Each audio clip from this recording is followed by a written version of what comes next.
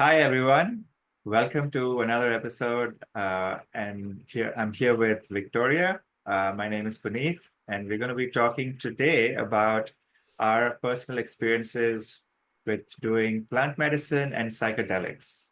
And I know both these experiences have had like a profound impact. I can personally say for me, and we're soon going to hear from Victoria too. And generally, these are considered, you know, a stepping stone or a gateway or a doorway towards getting more in touch with who we really are and getting a deeper experience of ourselves. So I wanted to explore our personal experiences and just share stories. So that way, you could either relate to them or get a sense of what it's like to engage with some of these things. All right, so Victoria, welcome.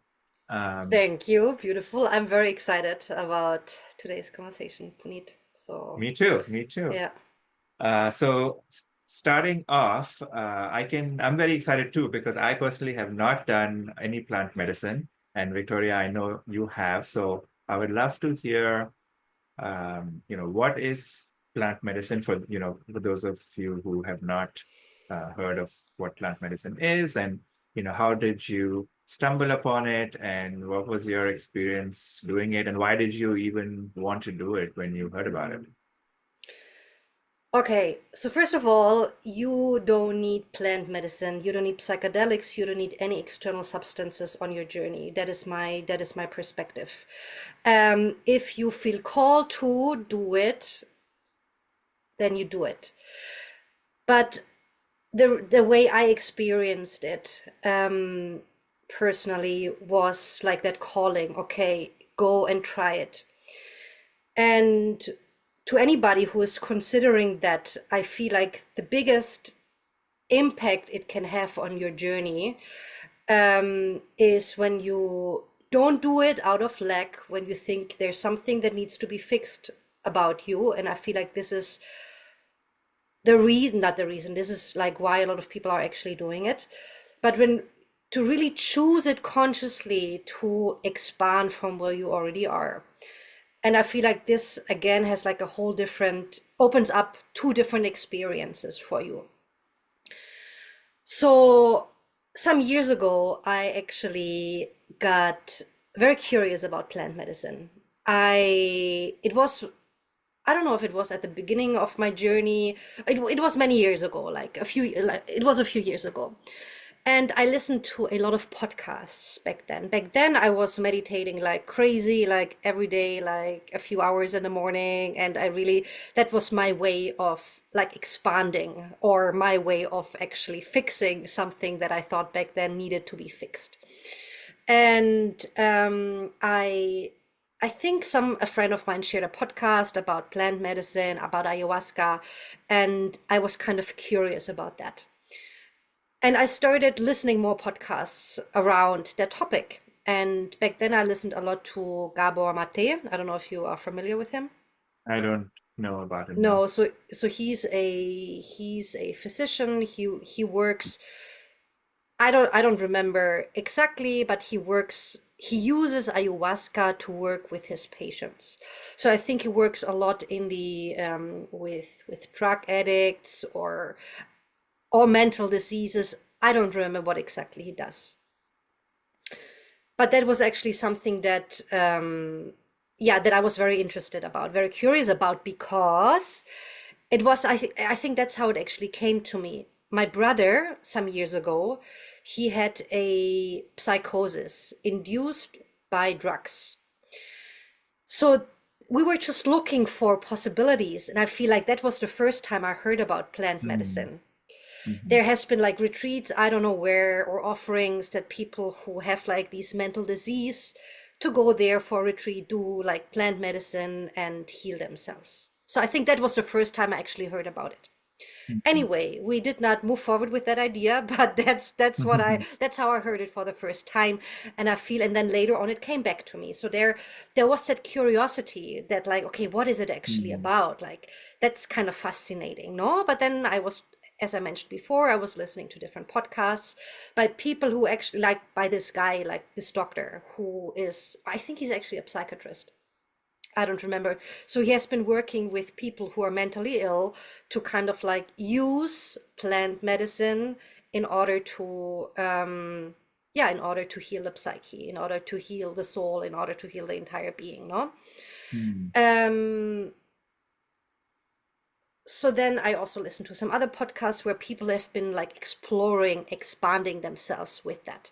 So there was that curiosity. What is it actually about? Like, how does it actually feel? Like, what does it actually do to you? Because I never, I never really was into taking substances. I never, like, I did a few times, like smoking marijuana or whatever. I think one time I did take a pill, but that's it. So there was always like a lot of respect for taking something that I don't have Mhm. any control of. So I feel Do you that's think do why. you think that the German culture also kind of influenced the way you related to drugs in some way? No, because I've had a lot of friends. So I've had a lot of friends Mm. doing it, but I never felt called. I never felt called to do it. I think the Mm. first time I smoked a joint, I don't know, I was like 20 years old. Before it was like, Mhm. ooh, like, ooh, what's that? So I mean, I had the possibility to do it, but I never did it. Mhm. Um, but then, for example, my brother, as I just shared, he started like, I don't know, when he was like 15, 14, 15, smoking weed. And then it got very intense. And maybe that also had like a big impact on me in one way or Mm. another. Right. Because yeah, I mean, he got to a point where where it all created a psychosis.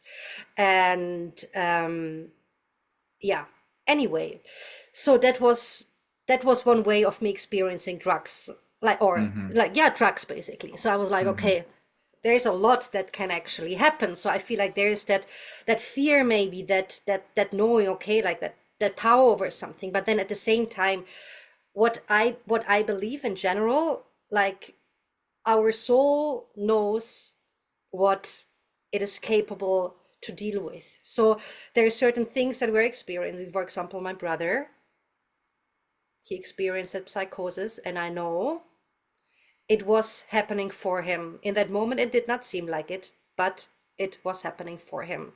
So I know it has a big impact on the way he's showing up in this world with that experience. He has not understood that yet, but I know he will.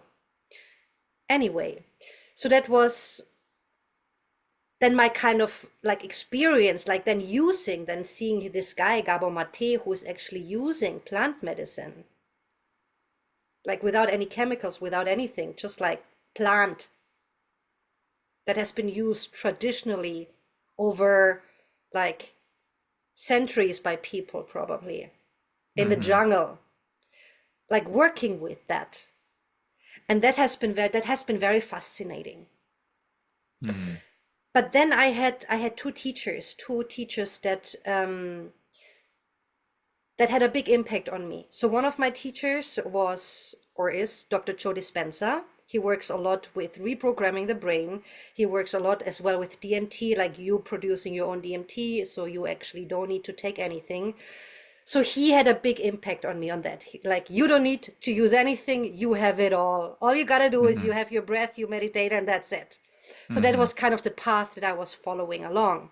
And then I had my other teacher who had a big impact on me, Star Wolf, my breathwork teacher, who was like, she shared the same. You don't need that. You have everything within you to produce that. So then based on those words, I kind of like, okay, I don't need that. I can just do it by myself, Mhm. basically. I don't need an external substance to get there. But still, there was that curiosity, like, what is it like? Is Mhm. it really like the same, like when I do that? Or what is it Mhm. like? So, yeah. And then, and then last year or something like that, I actually had my first plant medicine. Um, so far, I did I did ayahuasca one time, and I did peyote another time. But I feel I first want to hear your experiences. Hmm. That is like more of a little bit like of a conversation. Yeah. And before I dive deeper into those experiences, like how it actually was. Yeah. Okay. Thank you for sharing all of that. Yeah. Yeah, it's always fascinating to hear the context behind making decisions. And yeah, sounds Yeah. like, Yeah. you're obviously, like, now that I have known you for a while, and you are very exploratory, and very cool to see you explore this side of the world, I suppose. So for me, yeah, I as a kid was grew up in India, and grew up in a very sort of competitive environment. And when I got into college, that was like my first taste of being free, I suppose, in the sense that I did not feel like I had space to no longer needed to, like, study hard to, like, get somewhere. Like, of course, like, there was still this pressure of, like, wanting to get a job when I graduate and all of that, but, like, there was just a lot more space, and I was now surrounded by friends who um, were also similarly exploratory, I suppose. And so I think, like, smoking marijuana was, a big part of my gateway, I suppose, to thinking about what are we doing here? Like, we used to get high Mm. and sort of have these conversations about, what do we want to do in life? Like, is life all about just grinding and, like, working hard, and, like, like, what are we, like, questions about death, and so, not So how really old were you? this is 18, 19 18, years old. 19. Okay. Yeah. Hmm. Interesting. And Yeah. and um and I think I resonated with, like, with those questions, and not from a spiritual lens, but I just knew that, like, we used to talk about aliens, and, like, there's, like, something greater than just this human being, right? And so, like, that was my, only substance at the time, just, marijuana. And in India you don't even get very good marijuana, so, at the time, at least. And so it was like, cleaning and, like, separating all of the seeds, and it was quite a fun, like, process of just making a joint and then getting everyone getting high. And it was like entertainment too. It wasn't just about, like, exploring these questions. It was a lot of, bumming around and, like, eating a lot of food after, like, getting super stoned. So, like, food tasted really good. So it Mm. was just a sensory sort of Yeah. Yeah. overload, and watching funny comedy shows, and, like, just really, like, socializing. So I never did it from the lens of, like, actually seeking anything or trying to understand anything deeply, but I think there was a hint of that every so often, right? When we were Mm. um, when I was, like, maybe in a smaller group of people, like, those sorts of questions would come up. But, like, when we were in a big group, it would just be like a party. And then so yeah, so I would say I was maybe around 23 when I did ecstasy for the first time. And this was like a chemical, right? Right. But I think the experience of doing that was just so different than I've ever, like, which was just this hu- unconditioned love towards people. Mm. Uh, and I had never experienced something like that. And I think that as the drug, that particular experience was not just 100 unconditional love. There was this sort of aggressive aspect to it too, because I think it wasn't just ecstasy. There was, like, some other drug mixed with it. So it was a Mm. music festival in Goa. But I just do remember, like, I was in this concert, and we were, like, it was like a electronic concert, and so we were dancing, and it was outdoors, so it just felt like I was having this out of body experience where I was just, like, completely detached from my body, but, like, just in sync with everybody else. And I was just, like, really grateful about being there and all of that. So yeah, it was just such a different experience. And I was like, okay. And then I came out of it, and I didn't really remember much of it. It just felt like this dream that I experienced. And I was like, oh, what happened? But, like, while I was experiencing it, I just remember I was just so free and like so one with everything. Or at least that's how, like now when I reflect on it, that's kind of what was happening. But at that time, I didn't understand what was happening. I just was hugging people who I didn't know, and that was like, not something that I did, where I would just be extremely generous to like random people in the in the concert and in India, like especially like there is this sense of like I would say like security where you have like, this is my group and that's your group. And like, there's like this fear of like, oh, I don't know this other person and they may be a danger to me. So anyway, so like, but that all of those boundaries kind of disappeared. So like, I just experienced something completely new. I was like, oh, wow, this is actually pretty great. And so that was my first exposure to like some sort of a chemical substance. And I didn't really like think to do it again, like myself. Um, and and so then I spoke about this with my other friends, like who I'm close to, like my school friends, and they were like, I shared my experience, and they were very excited about it. And so like there was this sense of like, oh, they want to do it too, and I was like, okay, like I like all of the times when we used to get high, I think I felt this sense of like uh feeling of like, oh, I want them to feel what I'm feeling too. Like, like I want to Yeah. share that Yeah. experience. And so um I have this other friend who is also, uh very adventurous and stuff. So like, both of us have he lived in New York at the time. So when I went to visit him, we were like, okay, let's do exercise, like let's do MDMA together. And so there was a few times that we explored it, but again, it was not from the perspective of any spirituality. It was plainly just pure fun and just feeling that high. And I didn't understand what was really happening. It was just, this really unconditional loving feeling. And I really enjoyed that feeling because, in that moment, you're just, wow, I just feel I didn't realize I have so much love to give to people. Um, and so that was like sort of the MDMA experience. And then a couple of my friends were, were really into meditation and, uh, doing like 10 retreats and things. So like doing 10-day retreats. And at the time I was like, that sounds insane. Like, why would you want to do something like that? And so my mind was totally not ready to even explore like that as a possibility. And this is why I'm like 25 at this time.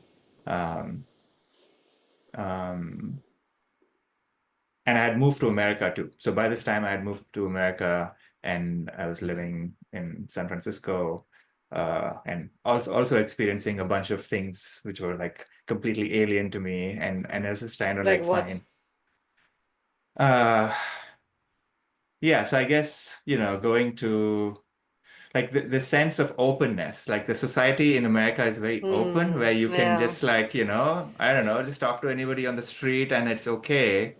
Whereas you don't do that in like at least culturally in India, like that's not a thing. Like you have your friends or your friends of friends, and that's kind of how you broaden your network, right? Like it's not just like, oh, I'm just like on the sidewalk and I'm talking to somebody on the street. And like, so just like being open to that was like a completely new experience. Um, and yeah, so I guess this rebuilding my socializing skills, I suppose, like that was a big thing. And so in 2014, a few of my friends, like very close friends from high school, we decided to go to Burning Man. Um, Ah, okay. So before you go there yeah. to Burning Man, was it before we met or was it after we met? So we met in I th 2015 or 2015, mm, we talked right? about that the other day. Right. Yeah, yeah, Yeah, yeah. it was Yeah, in yeah. 2015, It was in 2015, 2016. 2015. Yeah, yeah, I remember. I remember. Yeah. So it was actually after your Burning Man experience. Yeah. Uh, and and I had moved to the US in end of 2012. So it had been about Uh-huh. Okay. a year and a half since I had been in America. So I still like, not found my groove and I had not yet moved. I had just moved to San Francisco. So I was living in like, the smaller suburb of the Bay Area, like for the first year. And then early 2014 is when I moved to San Francisco. So I just moved to San Francisco and my friends were like, let's go to Burning Man. So I was like, okay, let's do it. Mm. And um, and at the time we didn't have anybody to score drugs from, or I hadn't built relationships from like having somebody who I can get like drugs from. So, and we really wanted to do LSD, which is one of the psychedelic substances, and I had no idea what to expect. There was this website called Aerovid at the time where you can read up experiences of people, and that's kind of how I felt comfortable exploring and trying new substances, because I would read somebody else's experience and be like, okay, this person had a good time. I trust this person, like, so I was like, okay, hundreds of people have done this. They've mostly said it's been good, so I'm okay with it. Um, yeah, so at this time, I think I had started maybe like meditating. Like I had just started to I had just moved, like it's been about a year and a half since I had moved. I think I was having this existential crisis about what is America? Like, why am I here? Like, why is everyone is so miserable here? Like, what's the point? Like, why did I even come here? Um, and so I had started to like explore like meditation, or like, like not even meditation. Like I remember getting this book called Waking Up. It's by this guy called Sam Harris. And he had written Okay. about his experiences with MDMA and ecstasy and Mm-hmm. psychedelics and stuff. And Mm-hmm. so I was really resonating with that part of it. And then the next part of his book, he had talked about his like, meditation and stuff. So I was also like in a phase where I really resonated with like, oh wow, it's possible to feel this unconditional love towards people. It's possible. So, of course, I had felt it with some help, which is through, doing this psychedelic or this drug. But my question now was like, can I feel it without it, right? Like, so I was like, and this person said that you can, like you were mentioning in your own thing where you found some teachers. Like I was like, oh, I didn't have any sort of teachers at the time who I could talk to about this, but I found this book and this person says that you can. I was like, oh, wow, I want to explore this aspect of maybe experiencing this without anything. That would be pretty cool if that happens. And so I was in that frame of mind, and then I went to Burning Man, and then I had there was no drug dealer, so at the time. So can you uh, before you go into like that whole Burning Man story, can you say a little bit about Burning Man for those of you listening who have no idea what Burning Man is about? yeah. Because, and for me, of course, as well, because I heard it many times, but and I have ideas about it, but I would just love to hear Yeah. it again. So Burning Man is a 7-day event. Uh, Mm-hmm.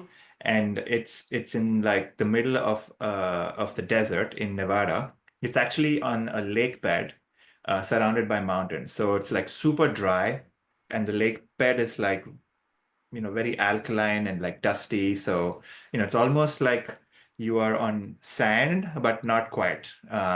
So funnily enough, that place, like it's called a playa. So you're like when you're out in, which I think means beach in Spanish. Mm-hmm. So like Yeah. you're kind of like very beach-like, but obviously there's no water. And they construct a temporary city for this event.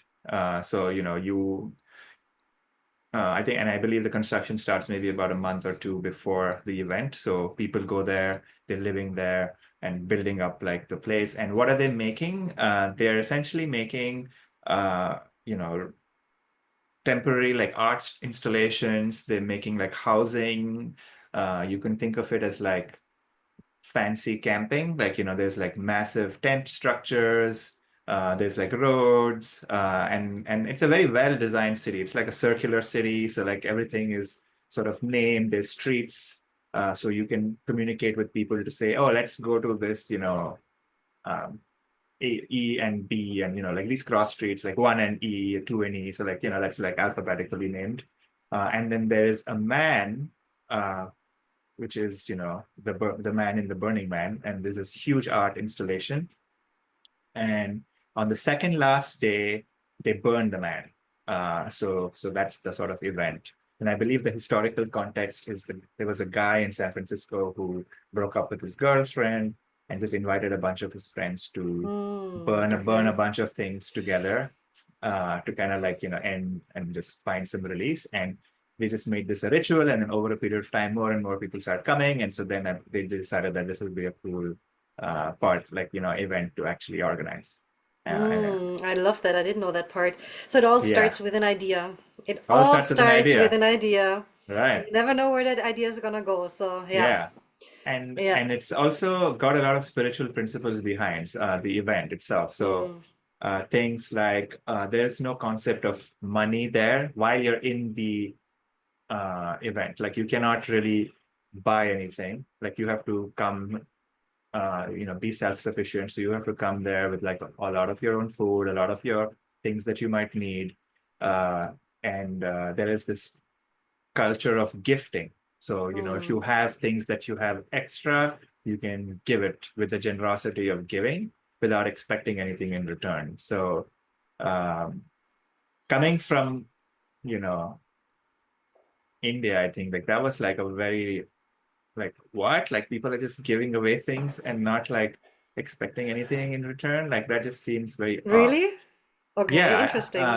I would not have like perceived Maybe a big India in city. this way. Yeah, I would Or say like like, I don't know. I think Yeah. the scarcity mindset is pretty strong in India, right? Like because Yeah. of the fact that there's Yeah. not too many Yeah. Yeah. resources. So I think just Yeah. finding people giving away like a bunch of drinks for free on like, yeah, just walking around and just like eating food without really engaging in uh like without having any expectation. Like they're not having any expectation. They're like, come, enjoy, have a great time. And you're like, okay, I'll do that. And then you're like, all right, that's it. I don't want anything from you. So so that's Burning Man. And this is a huge place. This is Yeah. like I would say like, it's almost like 5 miles diameter. So people are like with cycles and they're like cycling around and everyone is dressed up. That's like the other crazy part about Mm, Burning Man. Everyone's wearing yeah. costumes. Yeah. So and I realized when I first went, I didn't understand Burning Man. So like, yeah, so maybe I'll come Mm. to the part about, so we got there, I think on a So how many Tuesday, times did you have you experienced Burning Man? twice. I went Twice. there Okay. Yeah. like in 2014 and in 2015. Okay, so the Um, first time you experienced it different than the second time with yeah, a different, totally. yeah. Okay. Yeah. So the Share first more about time that. up, so the first time, we were going there, like, bunch of my school friends and we decided to camp ourselves, which means that, we reserved a spot and like we brought a bunch of things. We bought our own tents and we were like, let's just do it ourselves and like, cook ourselves and do basically be self-sufficient. Um, and then we had also scored some LSD, right? So we, I had like found some people in San Francisco who sold me some drugs. So and I had hedged my bet. So I was like, I want to make sure we get some good stuff. So I bought LSD from like 3 different people. So I had like 3 tabs of LSD per person in our group. Um, and so anyway, so we got there, and I think because of the shock of what this place was, I was just completely how do I put it? I just didn't know how to engage with like anybody. And I was like, it's like, what do you mean? So that think about it as like you're in a city, there's streets and how everyone has their own space or their own house, and you can go in anywhere. Like there is nobody telling you anything. Like there are no rules. So, you can go in and sit in somebody's house, you can say hi, you can like talk to them, you can like hang out with them, and or you can go to like this other place which is like set up as a bar and like everyone's like having a good time drinking or like having a chat. Uh or like there's some art installation where it's like, you can climb it. Nobody's telling you that this is not okay, you so long as you are not being violent, I think anything was accepted. Like, there's these, you can be naked, you can wear clothes, you can, I don't know, start jumping around like a mad person. Like nobody's going to bat an eyelid, right? Like, and so Hmm. I think that the lack of rules was just a shock. I was just like, this is like, I don't know what to do here. Like, and so like I think in there was this immediate feeling of I'm feeling unsafe, like that sort of Mm, unsafetyness started. And yeah, so that was the first stage, like the initial, there was this excitement plus this, it was a combination of mm, both. I wouldn't say I was only like, small. There were some moments where I would just go into a place and I would suddenly be like, oh shit, I don't know how to engage in this situation. And then there would be this feeling of like insecurity and all of that. Uh, but then like, so I remember like on the Friday morning, all of us decided that we would do acid, we would do it and see what happens. And so um, we all did it. Um, and we did the first tab and then we waited for some time. Nothing happened. And so we were like, shit, did we get duped? And so then we were like, okay, let's just do the second tab, just, because clearly the first one is working. So we did the second one. I think the second one also didn't quite, like, we didn't feel like it's working. So then we did the third tab. So like now we have done like 3 tabs of acid. Uh, and we were all like, let's go hang out together for some time and then let's go our own ways. So that way we have our own trip. And just like I think with any psychedelic, what it did to me was it basically put me in the now. So like it put me in the body, I suppose. So like I'm very hyper in the body and hyper in the now, and so I'm very attentive to what is going on.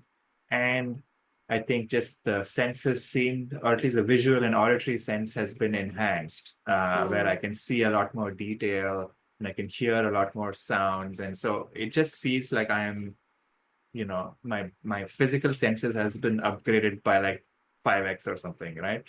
And the volume of my thoughts has like gone down. So like I'm very present, I'm very in the now. So like all of the thoughts that I was having about, oh, what do I do? Is this okay? What are they going to like? What are they going to think of me? All of those things have like completely gone. So like mm, now I'm like, okay, now I'm engaging with what Burning Man is, and now I'm not having any doubt or any concern. So from that moment onwards, I'm like, holy shit, this is amazing. So then I started to understand, oh, why is everyone wearing costumes, right? Like, so, like even the idea of like, oh, the costumes are for me, like, they are all doing it to share the experience because like everyone is dressing up so they are in character, and while you are looking at them, you are enjoying the show that they're putting up. So like I felt mm, like I was in a movie, just like mm, engaging in a movie, and everyone is like generous and kind and welcoming, and not thinking about themselves, just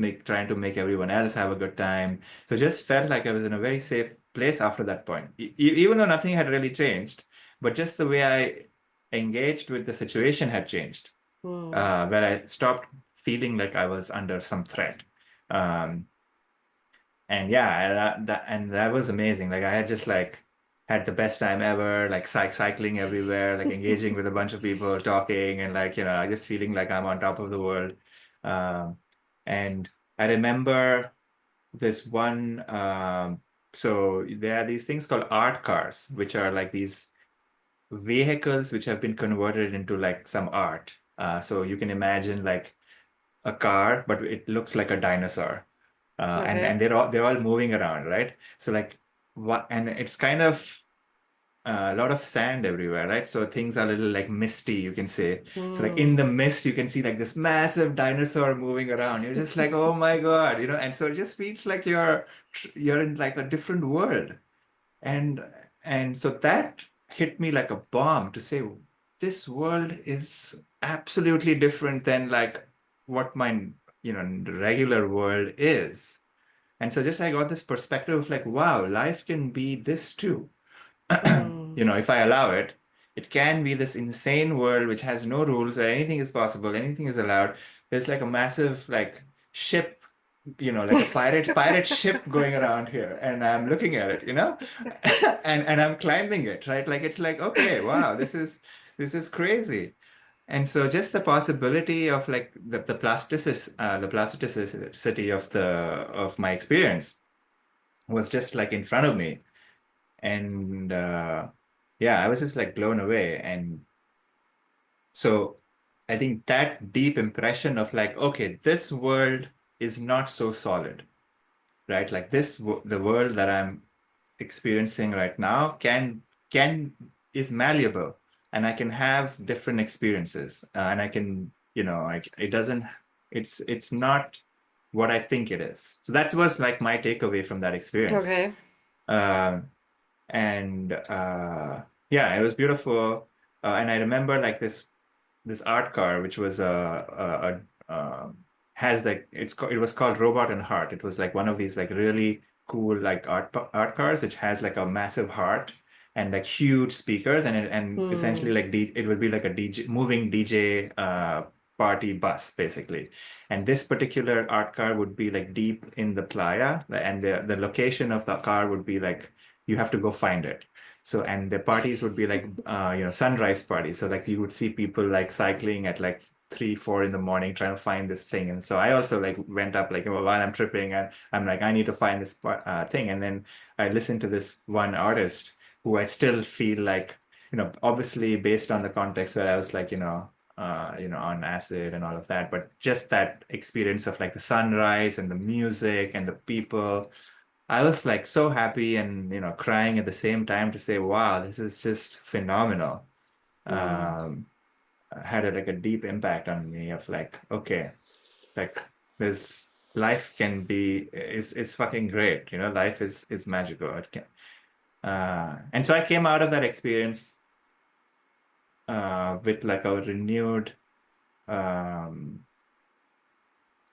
hope of finding something meaningful, like of like, okay, there is something Okay. more to life than just like, just like I was kind of stuck where I was like, okay, I was just depressed, right? Like in the sense that I didn't know where to go. But now coming out of this, I was like, okay, now I know what's possible. And Yeah, like an opening. yeah, Like there was an, an opening. yeah, yeah.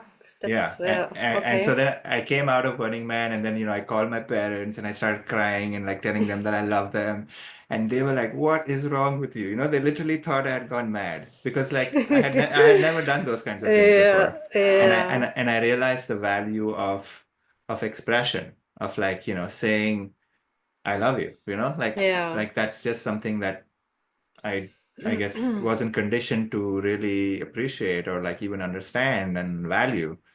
And all of those things was like, okay, this is important to do, to really appreciate the other person and the things that they're doing and make them feel good, because that's what we're here to do, And you, of course, you feeling good as well and I'm feeling good at too. the And I same and I was time. talking to Yeah, myself yeah, actually. I realized at the yeah, time I was talking yeah. to myself because I never did that. I never gave myself permission to like Mm. make compliment myself, because it was never something.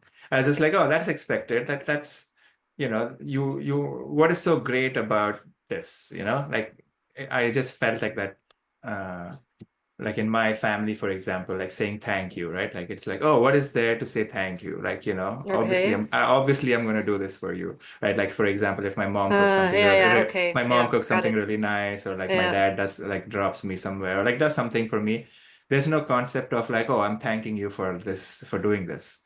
You're like, of course, like Yeah, yeah, yeah, yeah, um yeah, and so yeah. I realized that I was relating in the same way towards myself, which is like, yeah, whenever I did something which I would consider, part of my mind would consider as valuable, like I never really appreciated it in my own self. So like I was trying to Mm. see like that moments when I was just dismissing my efforts or dismissing myself. And so I think, I started to like become aware that I'm doing that. And so like I think I was like, okay, this is something I need to, or not need to, but this is something that that's causing the problem, or like the like causing me to just feel depressed, right? Like at the time.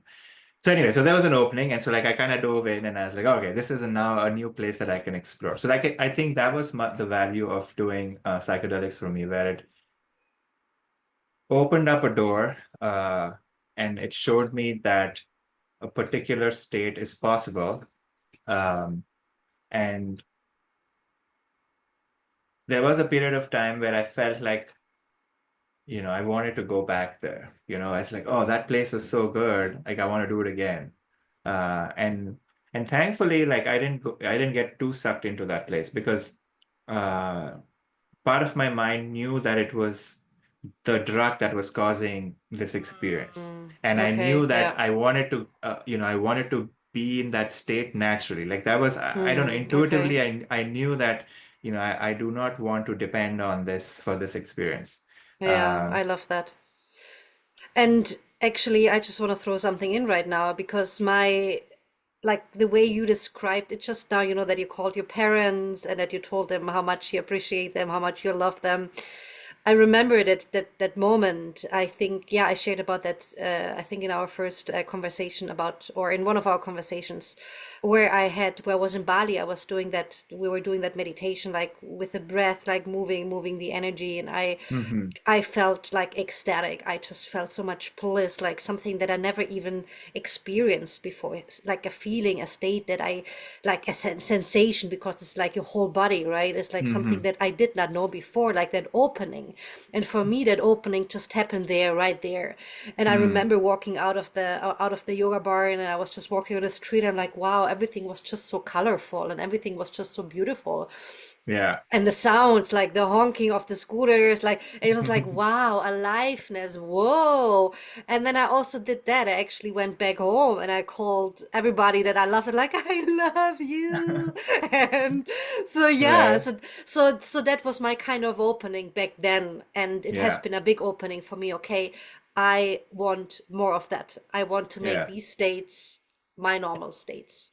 Yeah. And yeah, yeah, so as you see, yeah, it can happen through something outside of you, but it can also Yeah. happen just by you. And just to Yeah. sort of talk about like the state, without needing the drug. Like I remember like, doing my first 10-day retreat, like, about like 6 months, or maybe about 9 months after Burning Man. Hmm. Uh, and I Like it was remember a on Vipassana retreat, it right? was a Vipassana retreat. It was Yeah. actually a year after because it was when I was volunteering.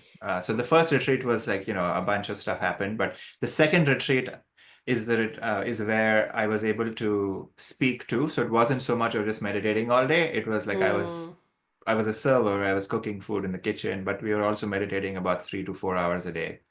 But I remember on the seventh day, where in the break, the kitchen head was, all of them are very nice people. And this guy in particular was like, let's try to clean the fridge. Like they had like this walk-in fridge, and then the floor of that walk-in fridge was like just very dirty because when you're washing vegetables and stuff, and the water like kind of drips, it just kind of like forms like this slime. And I think it had not been cleaned for months, so it was just like this layer of like gross stuff. And it's a pretty big fridge. It's like maybe about 15 feet by 15 feet, so it's like a huge walk-in fridge. So we had decided to remove everything.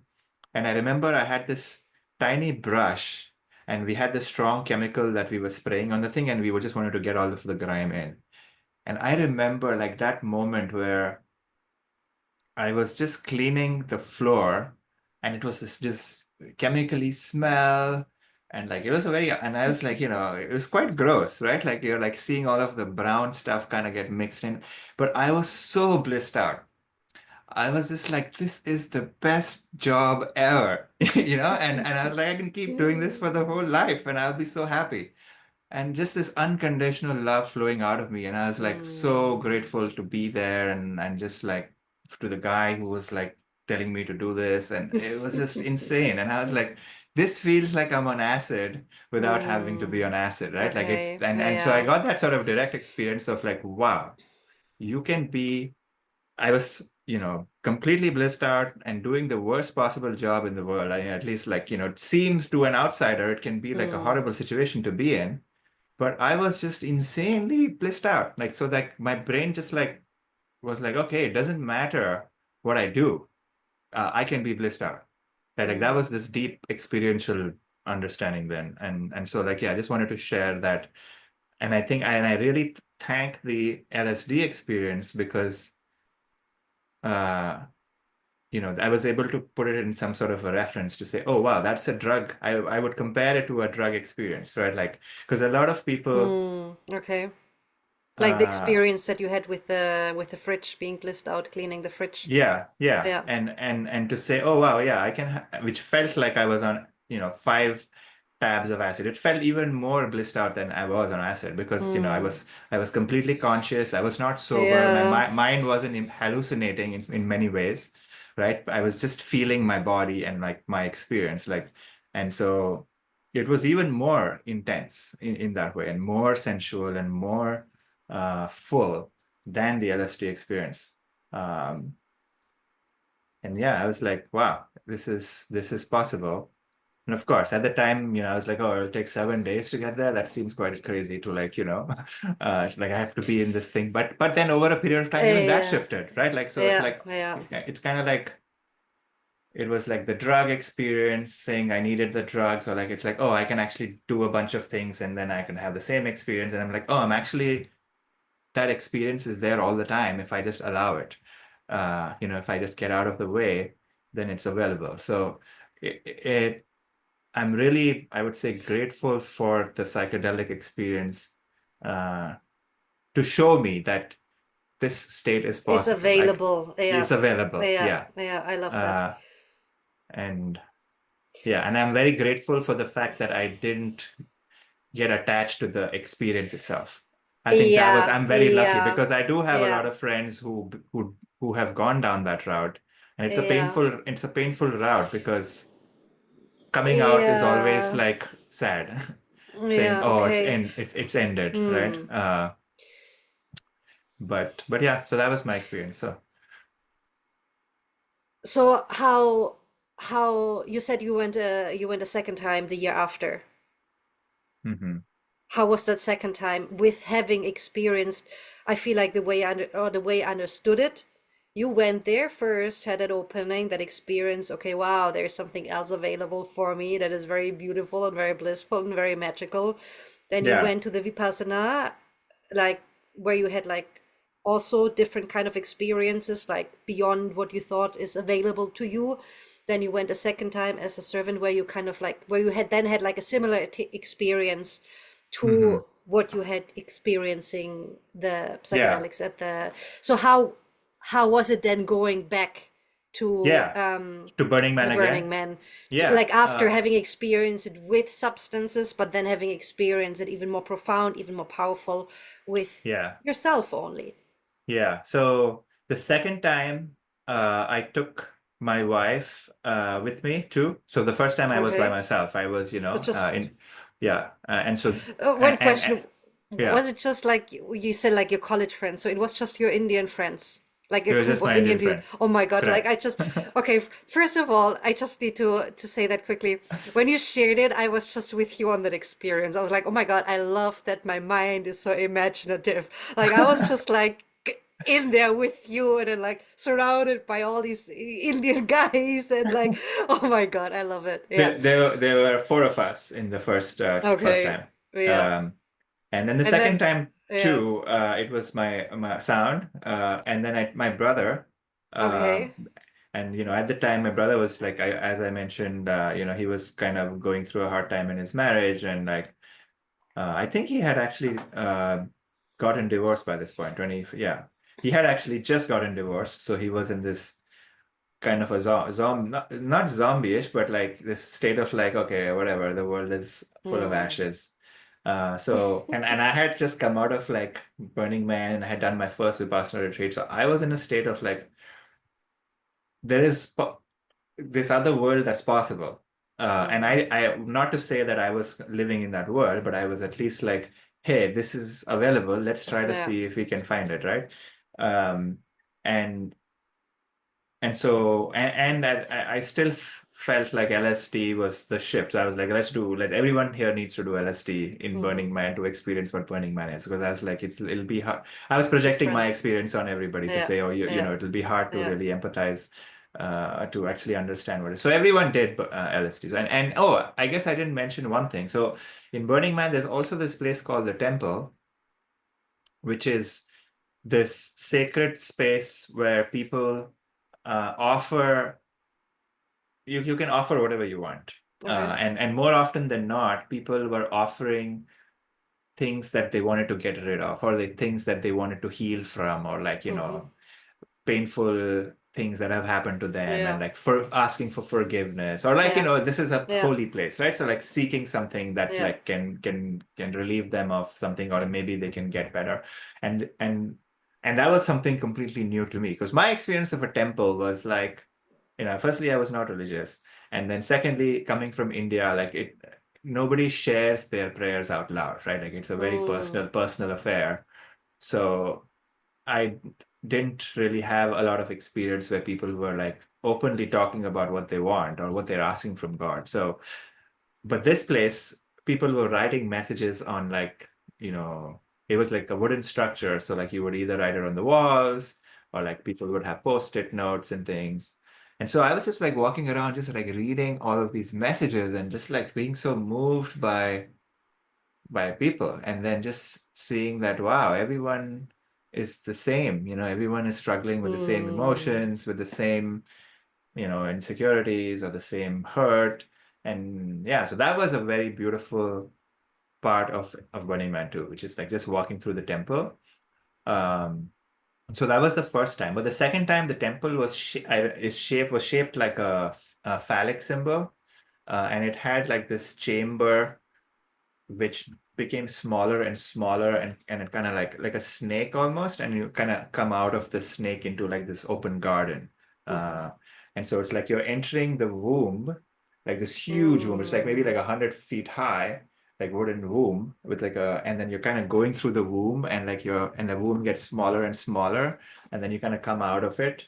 And so it's almost like you're being rebirthed, Mm. you're being Beautiful. reborn. Wow. Yeah. And Yeah. so I remember, we were really high on LSD and went through this trip and the second time. So this is with me, Yeah. my brother, my wife, and one of my best friends.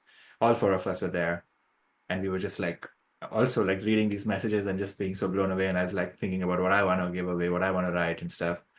Um, and yeah, all four of us came out of that, and all of us burst into tears.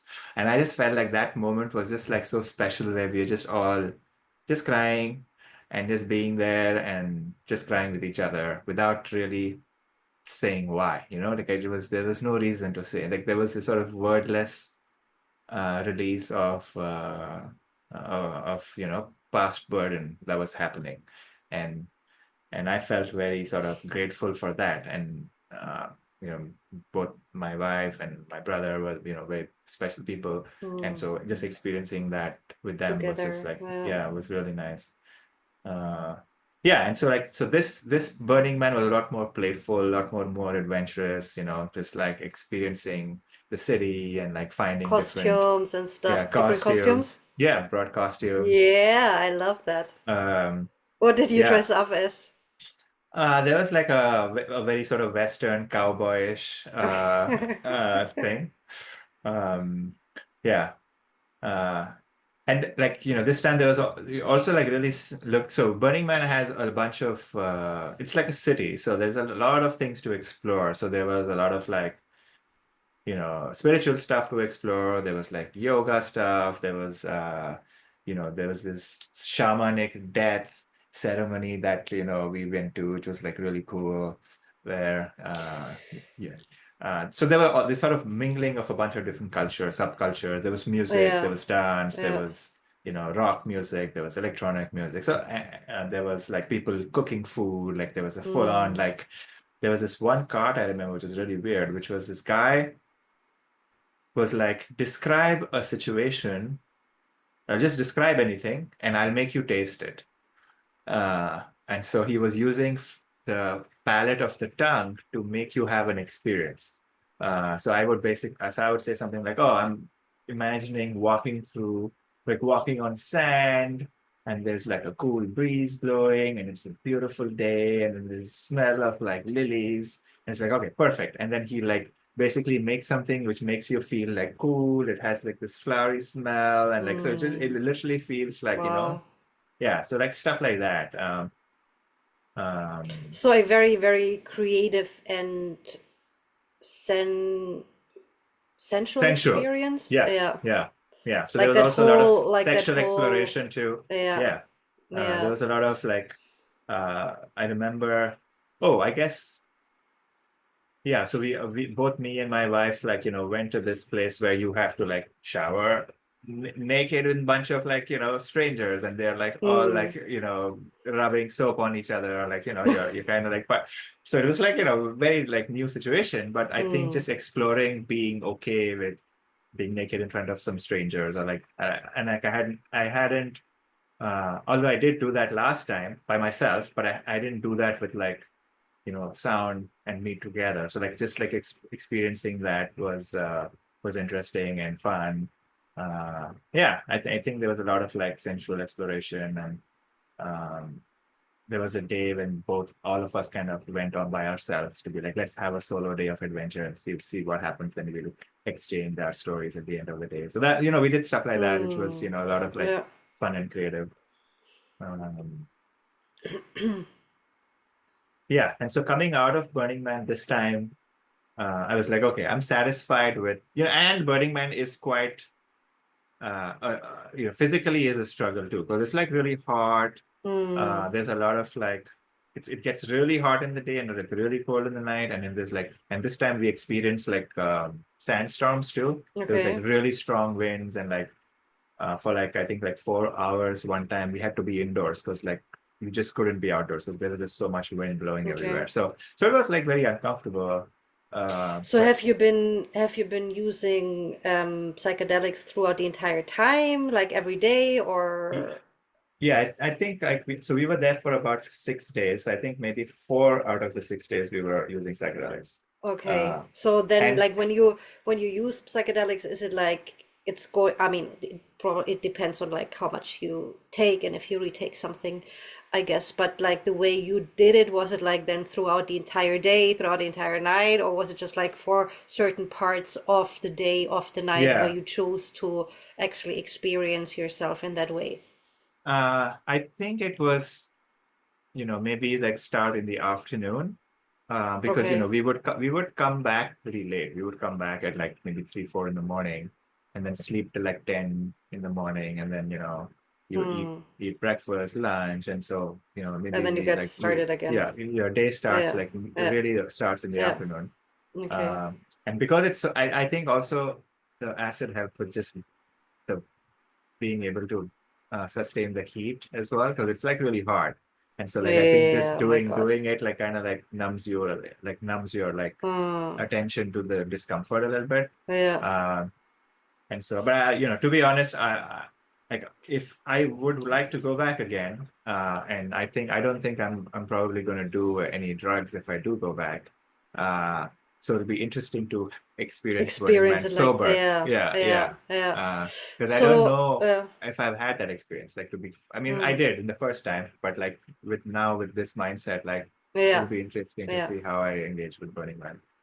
So then how was your like the experience after, like the integration, or like what kind of impact did it have on you in Uh, your everyday life, or the way you experienced yourself and the way you experienced life after that experience? yeah, I mean, I would say it was a more subtle impact, I suppose.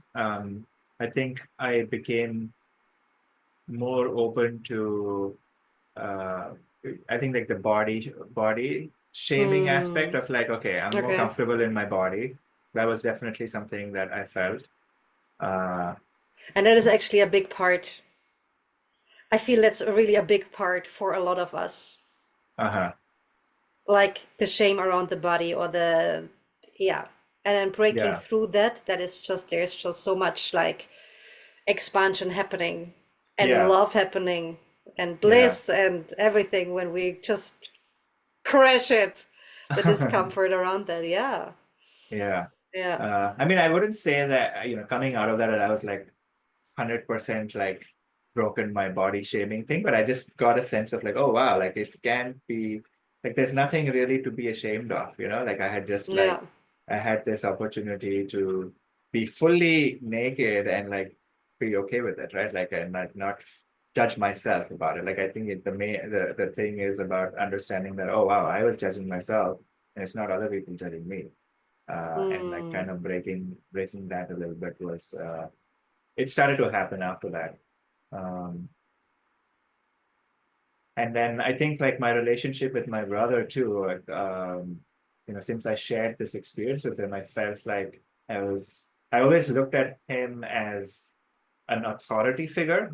He's almost 8 years older than me. So Oh like, wow. when Okay. I was like Yeah. younger, he was kind of the one who I would listen to or like want to hang out with, or like if he gave me attention, I was very happy because I was thought he was cool, right?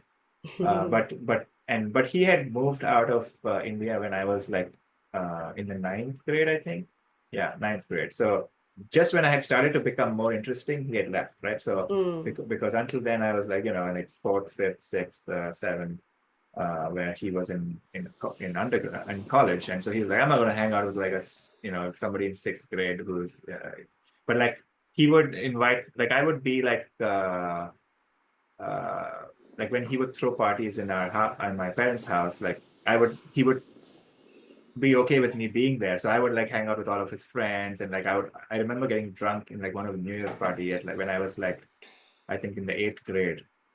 I got like super wasted and I slept at like 10:30 or something because it was like my body couldn't handle it. But stuff like that, like and so when I came and moved back here, that's when I had to reestablish our relationship because I don't like we had lost touch with each other. We had not really hung out with each other. It was a very sort of uh there wasn't like phones and stuff. So like we would talk to my parents more and I would get like secondhand information about what he's up to and things. So it was like not an active relationship. But when I had moved to America, that's when our, relationship rekindled. Um, and so and then he was going through his whole divorce and everything. So uh, I was being the emotional person and trying to provide some emotional support during that time. And while I was going through my own shit, right? Like, and I was sort of absorbing a lot of his emotional stuff and feeling like I would say like I didn't know how to handle it. So because I was feeling sad for him, obviously, but then because I was feeling sad for him, I was feeling sad, and then I was like taking on some of that, and I didn't know how to like resolve it. So like there was a little bit of all of that happening, and then coming out of Burning Man, I felt like I was getting too enmeshed. Like I had also started working with him at the time. Uh, uh, like he's like an entrepreneur, so he was starting a company, and so I was helping him with his company, and like I was working with him. And then I think coming out of Burning Man, I got the courage to tell him that, you know what, I want to do my own thing. I need to find myself first before I can do things with you, and I really need to like explore who I am and like take on my own, like go on my own journey. And so coming out of Burning Man, I was able to say that to him. And that was like a huge, like, okay, I can stand up for myself. Like, I don't have to look at him as like an authority figure, right? Like, he's like my equal. And yeah, but that was a shift for me too, which was like, which was good. Um, yeah, and I would say with sound too, like I think one of the things that I really wanted her to experience was have some of those openings that I have had, where I was able to uh, feel that we're not drifting apart too much, because like sometimes what happens is like if I have some experience and she's not able to relate to it, then it's just like, okay, it's so important to me, but like you have no idea what I'm talking about, and there's just like no meeting. And so like one of the things that I really wanted her to experience is like to her to have a good time and also have some sort of context in which we can have conversations where she could make sense of what I was saying. So I think that also happened, Mm-hmm. and so our relationship started to, like, our communication started to improve because um, she also realized the importance of what I was saying, and like the possibilities of creating our own experience and making it whatever we want it to be. And it doesn't have to be any particular way. Like, we have the power to like change our experience of the world. And so being able to communicate that like really helped, and have those discussions. So So yeah, overall, I think like coming out of this was a much more being a little bit more certain about what I wanted and like, what I wanted to get out of it. And then the first one was realizing that, wow, this is possible. Like it was such a shock, right? Like, Yeah. so this one was maybe more assimilation. And the first one was just like a shock of like, wow, like just something crazy just happened. Yeah, and yeah, like this opening into possibilities, like Yeah. yeah, Uh, what and else then is actually possible? yeah, and then just like I went straight into, okay, this is all I want to explore. Like, I want to explore like the depths of my own consciousness. I want to like have the same experiences that the yogis have talked about. Like, I no longer looked at it as like, whatever, woo woo. I looked at it as like, this is possible and I want that. And so like the real search actually began after, I would say like 2015. Yeah. 2016 is when I, got really serious about it, when I was like, I want it. And Okay. so often than not, when that sort of happens, like a teacher appears, right? So like it just felt like that was the ripening of my desire to, want to break out. Um, yeah. And so like in early 2017, I guess. Yeah. Early 2017 is when I met my teacher. And so I think the next year and a half, like, we were at Mission Dharma and like I was trying to explore there too. And like, Yeah, trying to yeah, find like somebody yeah, who knows what they're talking yeah. about. But, it didn't like that. I started like the urge of like wanting to find somebody who I can talk to. So then, did you ever since, like after Burning Man, did you explore any other kind of psychedelics, or did you explore Yeah. it again? So Or is it I have done, magic mushrooms a few times, like maybe like 7 or 8 times, since, um, which I would say is, also a very profound experience where I felt like more connected to the earth for some reason. Like it was a very, it reminded me of the fact that I am a living being, just like other beings, and beings not included to just human beings, but even like animals and insects. It's a very sort of getting in touch with the body, with the earth element, I suppose, and then realizing that every human or every being is made out of the same thing, and so there's this intimate connection there. And more often than not, like, I've been done shrooms in like a beautiful, like, outdoors. So like there's a lot more like trees yeah, and like, yeah. like insects and things. So like just being connected to an insect, like I never thought that I would be so intimately connected to an ant, right? Like just seeing the beauty of an ant and like seeing, the contribution of the ant on this planet, and uh or like a bee or like, a dog. And so yeah, I think just being put into like this place where I'm able to you know deeply like think about like the second order and third order effects of things. And so I don't know if you ever had those experiences where like you look at some person and you look at them, but then you also kind of see the deep at a deeper level of like, oh wow, this thing is such a beautiful person, like, and how they're sort of contribute, how they're connected to everything else around them and the impact they're having. And so you just see things in such a different light, and you don't just see the meat pack, right? Like you just don't Yeah. see the body, you see like everything else too. And so like I think I've on mushrooms, I felt like I've had some of those experiences. um but not to say that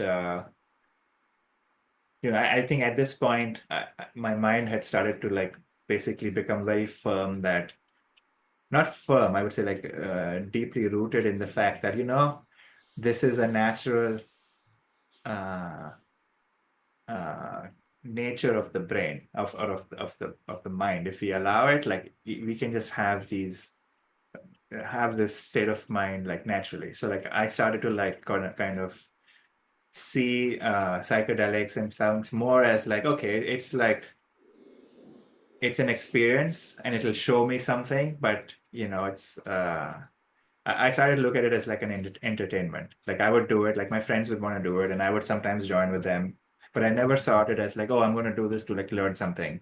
I was like, I'm not going to, or not going to, but it became more of like, oh, this is a cool experience, and it's going to be temporary. I'm going to enjoy it while I'm there, Okay. and then I'm going to So come out of yeah. it.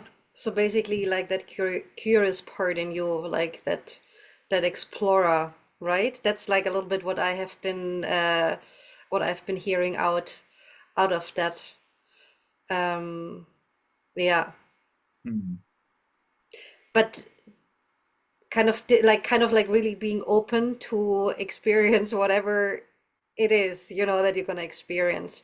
Yeah, Mhm. for me, for example, there was also that curious part, like that curiosity that was really there, but somehow there Mhm. was the resistance for a long time to really do it.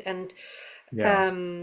And I just love how we are calling in experiences that are just like in alignment, of course, with what we think about. So as I said at the beginning, I was very curious about the plant medicine. I was just like, for many, many years, there was just like that curiosity about that. But then somehow every time, like, it kind of sparked the interest even more. Like my teacher said again, okay, but you don't need any plant medicine to do that. You Mhm. have it all within you. I'm like, okay, I don't need to do that.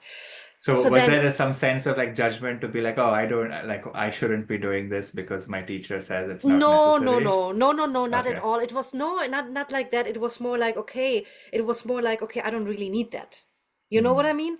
I don't Yeah. really need that. I have the power within me to create that state. I don't need Mm. anything to actually get there. But then, of course, what I noticed as well, so then I went to Mexico.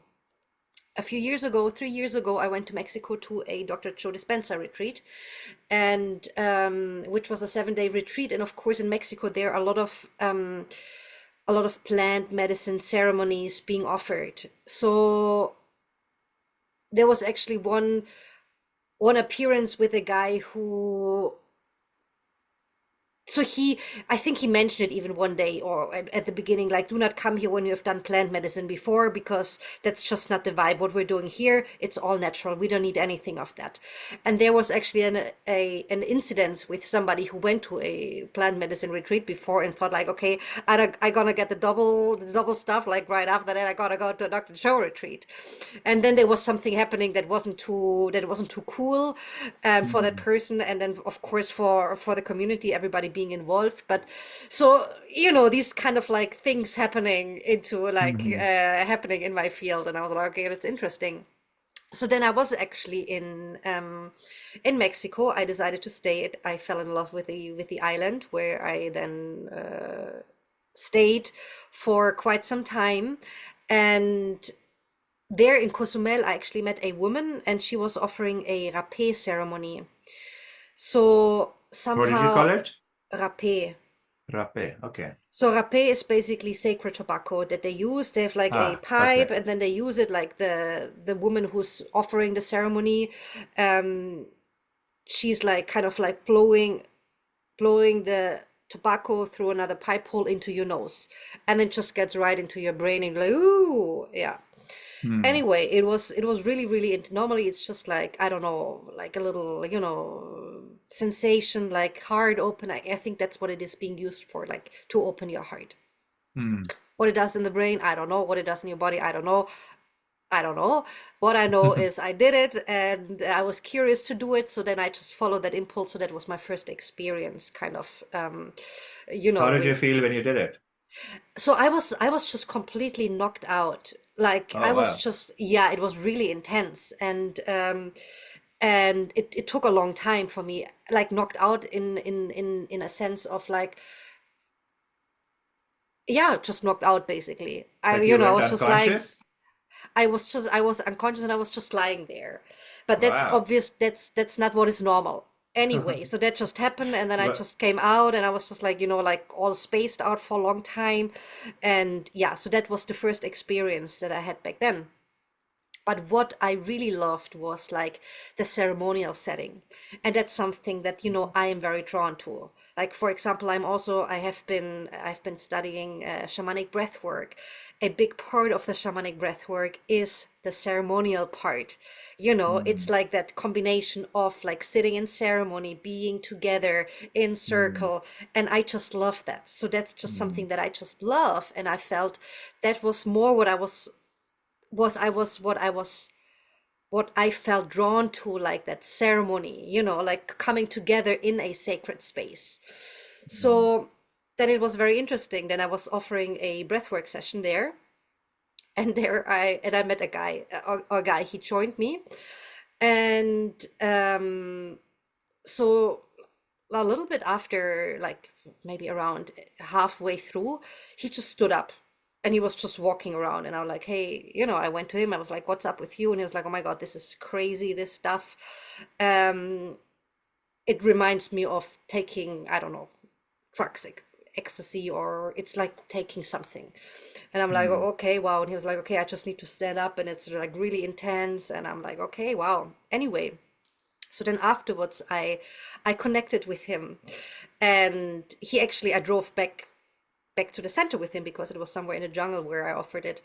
And so he shared me about, he told me that he is actually exploring a lot as well, like in that, like expanding consciousness, expanding himself, but with psychedelics, with I don't know what. So, and he was like, I'm amazed. I never thought that this could actually happen with just a breath and music. And I'm like, yeah, wow. So then again, you know, that's what I thought, that's what I believed, and that's what I got. So he telling me that mm, he went into the exact same state, like using, I don't know, psychedelics for I don't know how long, mm, exploring that. mm, Um, but then somehow, was it last year or the year before last? I think it was last year, the beginning of last year. A friend of mine, he was exploring. So there, I mean, like they're in Mexico. The thing is, you have it all around. You know, there are plant medicines mm, happening, ayahuasca, peyote, different kind of stuff, hikuri, or maybe that's even peyote. I don't even know. But so there are different plant medicines happening. So you have the possibility to do it anytime, kind mm, of that you want. But what is very important for me is that it is, you know, that it feels right, that it is authentic, that it is like a sacred setting, mm, like doing it with someone who doesn't just do it because he has done it like a few times and now thinks like, woohoo, you know, let's just offer that. Like for me, it was really about experiencing it in that sacred setting, like a mm, ceremonial way, right? mhm, And so and then somehow it never happened. I had a few possibilities, but it somehow never happened. So I was like, okay, whatever, whenever it happens, it will happen. So then I was in Germany visiting, and a friend of mine, he was actually for a few months in the jungle in Colombia, doing plant medicine quite regularly, like for a few months, like a few times a week, I would say. I don't know. And we met, and he was like all blissed out. You know, I remember we met and we had dinner together, and he was like, "Oh my God, everything is love. Everything is just love." And I was like, "What the fuck?" You know, I was like, "What the fuck?" Like it was just a little bit too spaced out, all of that. You know, like everything is love. I right. mean, like, yeah, everything is love, but okay, Yeah. here, what's up here? So that was like something, like an observation that I had. I'm like, okay. And he was like, no, you don't understand, you have to do that. I'm like, I understand, you know. And then there was like that part in me that got very, very curious about what's that actually about, you know. It's Mm, actually better than what I'm already experiencing by myself. I want to know a little bit about that. So then somehow he really triggered me, like probably with that expression of like, you know, you don't know how it is. It's just all love. And you know, at that moment I was like going through a little bit of a dark phase, and I was like, fuck it all. I want to do that now. I want to experience that. So then one of his friends that he went together to Colombia to the jungle with, he actually came back from Colombia. He has been there, I don't know, for a long time, And he was like, "Yeah, we're actually gonna do it here in Germany, like at a friend's home, and we're gonna call in the Tahiti, I think that's like the curandero, like the shaman who's leading the ceremony. So he's going to be there with us in spirit and everything." And I'm like, "Okay, let's do that."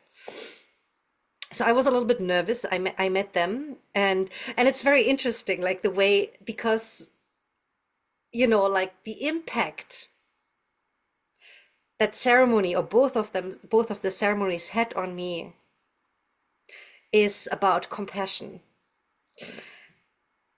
It's really about compassion. I feel like I experienced compassion in a complete different way than I ever experienced it before. But less because of the medicine, less because of that, more because of the circumstances. Tell me more. So then we were there, we arrived at that home, Yeah. and that home, like the way I imagined it, like doing a plant medicine, like all sacred, like a sacred setting, but it was far Yeah. beyond sacred. It was just like a house. There was no atmosphere at all. It was just like very uncomfortable being there. Then, And these are people who you knew very well, or like so I, what so was your relationship? one of One them of I them. know. One of them Okay. I knew. Yeah, one of Okay. them is one of my friends. So then it was very funny. So then I was like, I gotta go. Like I told him I gotta go. Like drop me off somewhere. I gotta go. I'm out of this. Like I don't feel it because of that setting, and that didn't feel right. And and then he was like, that's how I felt as well. I also felt like I don't want to do that the first time, but then you just have to do it, and la la la. And I'm like, it's not because of that. It's more about like that setting and that whole, like, kind of feeling safe and stuff. Mm. And anyway, then at one point I was like, okay, I'm gonna stay. I just felt it, so I decided to stay. The discomfort was gone, and I decided to stay. So then I had the experience, and we did. So then it was kind of nice, like with candle and a fire, and Mm. like a little bit of that sacredness that I was expecting to experience. Mhm. And then I had that, and then it went on the entire night, and I mean, yeah, and then you just have, I don't know, I don't need to go too much into detail, but so then I just experienced like a lot of at the beginning I experienced that was really cool because I was so judgmental about the room, about the space. So what was really cool, all by a sudden I experienced the space, like all by a sudden it was like this beautiful cabin like in the mountains. I'm like, oh my God, that's cool. And then all by a sudden it was like this beach mansion. I'm like, oh my God, that's cool. So that was kind of fun, to experience that kind of expansion in the Yeah. consciousness. And then so that was kind of the first part, and then the second part was more emotional. So I felt a lot of emotion. I was crying a lot, and I thought Mm. I was just crying for a little bit. But then one of the guys, he was like, "You were crying all night long." I'm like, "Okay, I don't know." So so that was like the experience. I did not Mm. vomit. I did not poo or anything that you hear a lot about, right? That it's just like the cleansing stuff. It did not happen. The snake that comes out. Nah, did not come out, did not come out. But yeah. But then it was funny. So then the next morning, we were all slowly like coming back, and the music. I mean, that's the thing as well with the plant medicine, like the music around. I brought my drum, I brought my rattle, and they had their instruments. We were listening to these, like to this plant medicine songs, or to this indigenous songs that I know quite well. So it was Mm. just like, and that part I really, really, really love, like being Mm. together, singing, and just making a little bit of music. And Mm. yeah, so I feel like it's more about like that coming together in community that I enjoyed a lot. So then the next morning, we slowly came out of it, and we're still in that house, and I was like, oh my God, it's such a beautiful space. It's nice. Grateful for the experience. And then they started smoking cigarettes, and I'm like, Wait, that is weird. That is so weird. Like that just does not fit into this moment, huh? Yeah, and like the smell, disgusting, Hmm. and so there was just like that experience that just like did not fit in into that sacredness, that the way I thought You what wanted it to, sacredness looks right? like, right? Yeah. So then anyway, time passed. I was like, what was that about? Yeah, it was kind of, kind of fun, with the different spaces that I experienced, with like the emotion release. But somehow, I knew these kind of states from before, from breath work, from meditation. So it wasn't really anything new, rather, except that it was like very long. Mhm. When I'm in breath work, or when I'm in meditation, or when I'm having these out of body experiences, it's way shorter. There it was the entire night that you're kind of like Mhm. in the experience. So the only Mm. difference was for me the length of it. Um, and and then back in Mexico, I I met an older, like an older man, abuelo. That's how you call them, the abuelos and the curanderos. And Mm. I met him like in the city. He's just like, through my boyfriend, I met him. They know each other, and he's just selling like art to tourists. But he has that other part where he's just like joining these plant medicine circles. I think he is part of that, of a peyote tribe, or I don't know how you call that there, but Mhm. it's like a community of people, like from the indigenous, from the like an Right. indigenous tribe living somewhere in Mhm. the mountains, growing these plants, and then going to ceremonies, traveling Mm. around and doing that. So I felt a calling to do that, and so I went there. I felt safe with that guy, with Don, with that guy, with that abuelo. So I was like, okay, I'm gonna do it. I really felt it. I was like, okay, I'm curious, like, what's that about? But of course, also like a little bit of like fear and, Mm. yeah, nervosity, probably. What is it gonna be like and stuff? And then it was So funny. this was different than so you were doing peyote and the first time you did So, so ayahuasca. so the first time I did ayahuasca, where we Mm. were, yeah, drinking it. So Mhm. he actually brought it from Colombia. He brought it here. And that was the first time. And the second time it was like and I mean, like also the Tahiti, like the master, he was there with us on the phone for a little bit. So, we connected with him through the phone, and he was like, okay, we connected with him in whatever dimension. So he was there with us. Mm. But then the second time, and that was really, really magical. It was somewhere, but it was again very interesting, because we were actually waiting there in Cozumel at the ferry. Cozumel, where I'm living, is like an island, so you Mhm. need to take the ferry to go to the mainland. So we were waiting. I met Don Tilo there, and then he was like, okay, another friend of mine, she's joining, so we need to wait for her. And then we got there, she joined, and she was just like high on something. She was like, very intense. And I'm like, oh my God, what's going on here? Anyway, surrendering to that, we got to the mainland on the other side in Playa.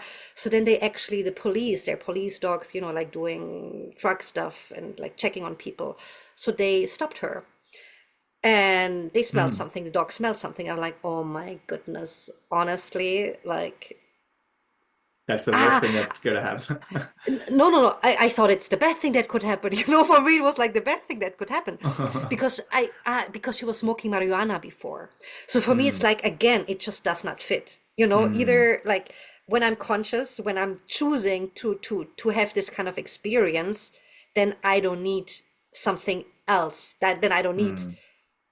That's just the way I see it. That's just Mm. the way I see it. But then again, she was there, smoking, or like smoked before weed and came there, and I'm like, okay, that's just weird. And I was like, I don't know if I want that. Anyway, Mm. so I followed along, and we went there. And then when they actually got stopped, I was like, okay, perfect. Because I was like, there was part in me that it doesn't make sense. For me, it doesn't Mm. make sense.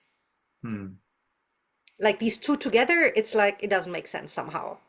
Mhm. Anyway, so then when we actually or when she got stopped, I was like, perfect, so like that drug stuff is not involved into that. Okay, anyway. So she got out, and we went there together. So it was a very long drive. It was like, I don't know, somewhere in the jungle, close to Cancun, between Playa and Cancun and Puerto Aventuras, in the jungle. Like we drove there to Puerto Aventuras, and Puerto Aventuras like right into the jungle. So we got there, and so already on the way there were a lot of, like, we drove, like there were cars meeting up in Puerto Aventuras.